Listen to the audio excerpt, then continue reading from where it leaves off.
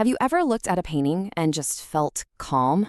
Or maybe you've seen a poster that felt so electric it practically jumped off the wall. Well, that feeling is no accident. It's a message, a very carefully crafted one, spoken in a language of color. And today we're going to decode that language. So let's just dive right in. The big question is this: why? Why do some combinations of colors feel so peaceful and others feel like they're buzzing with energy? Well, the answer really boils down to two core ideas: harmony and contrast. So here's our game plan for today. We're going to start with the basics, the language of color itself.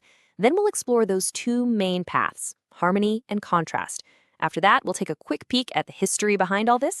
And finally, we'll see how the great masters put it all to work. Okay, first things first.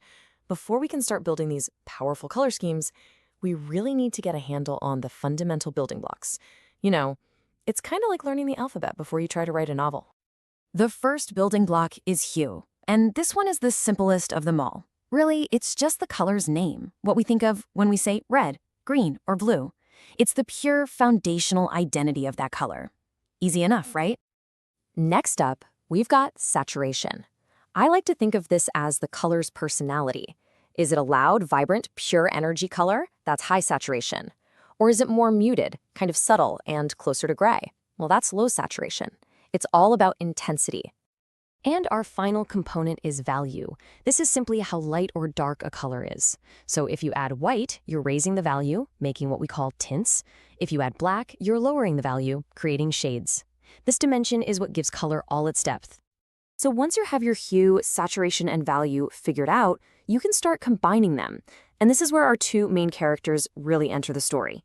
On one side, you have the path of harmony, which uses colors that are basically neighbors. On the other side, you've got the path of contrast, which uses total opposites. Two completely different methods aiming for two completely different goals. Let's walk down the path of harmony first. This approach is all about creating that sense of peace, unity, and cohesion. And you do it by using colors that are already friends, or at the very least, very close neighbors. Now, the rule for harmony is actually incredibly simple. An analogous scheme just uses three colors that sit side by side on the color wheel. And because they share underlying hues, they just naturally get along. This creates a palette that feels unified, comfortable, and is almost impossible to mess up. But here's the catch. All that harmony can sometimes become, well, a little boring. To avoid that flat, monotonous look, you need to create a hierarchy. So first you pick one color to be the star of the show. That's your dominant color. It sets the whole mood. Then you add a supporting color to add some depth. And finally, you finish with a third accent color, just to provide that little spark of visual interest. All right, let's completely flip the script. We are now leaving that peaceful world of harmony and diving headfirst into the high-energy, high-impact world of contrast. The rule here is just as simple, but the effect? It's the exact opposite. Complementary colors are any two hues that sit directly across from each other on the color wheel. Think red and green, or blue and orange. Their goal isn't to soothe you. It's to create this maximum visual friction and energy. They demand your attention right away. But here is a fantastic paradox. Even though these pairs create all this tension, they're also perfectly balanced. So why is that? Well, because together, any complementary pair contains all three primary colors. Red and green, for instance, is really red plus yellow and blue. This makes the pair chromatically complete. It's like this high energy but perfectly stable system. So cool. So, where did all these rules even come from? I mean, they weren't just invented out of thin air.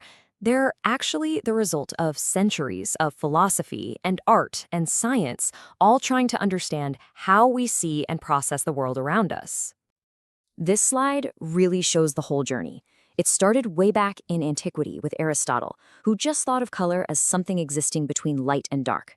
Fast forward a few centuries, and Isaac Newton completely changes the game. He proves with his prism that color is a property of light itself. Then, thinkers like Goethe shifted the focus to us, to human perception, organizing the color wheel based on how our own eyes experience opposites. And this all led to Chevreul, who finally formalized the law of simultaneous contrast, scientifically proving that a color actually changes based on what's sitting right next to it. And here's the crucial point.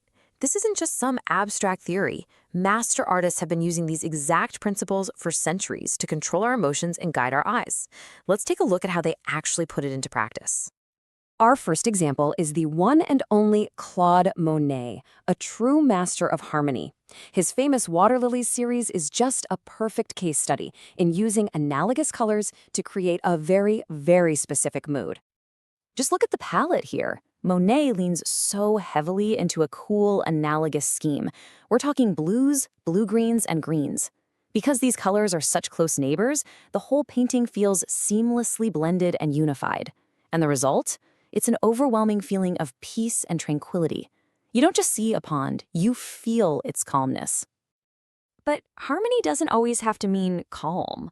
For our next example, let's check out Vincent van Gogh's Sunflowers. He uses the exact same principle, an analogous scheme, but he achieves a totally different effect. See, Van Gogh uses a warm, analogous palette of yellows and yellow-oranges. And because warm colors naturally feel like they're advancing towards you, the effect is anything but calm. It's intense, it's vivid, it's dramatic. The harmony is definitely still there, the colors all work together, but the mood is one of forceful energy, not quiet serenity. And this table just lays it all out so neatly. You can see how both Monet and Van Gogh were absolute masters of this principle. When Monet wanted peace, boom, cool analogous colors. When he wanted a fiery sunset, he switched to warm ones. And the same is true for Van Gogh. That intense warmth for his sunflowers, and then serene, cool tones for his irises. It's the exact same tool, just used for different emotional jobs. So after all this theory and history and art, what's the big takeaway? It's this: color isn't random, it's a tool. And with this knowledge, you can move from just choosing colors that look good to choosing colors that communicate a very specific idea or feeling, completely on purpose. So let's just boil it all down. Analogous colors, they create harmony. Complementary colors, they create energy. Your choice depends entirely on what you're trying to say. And this isn't just for art.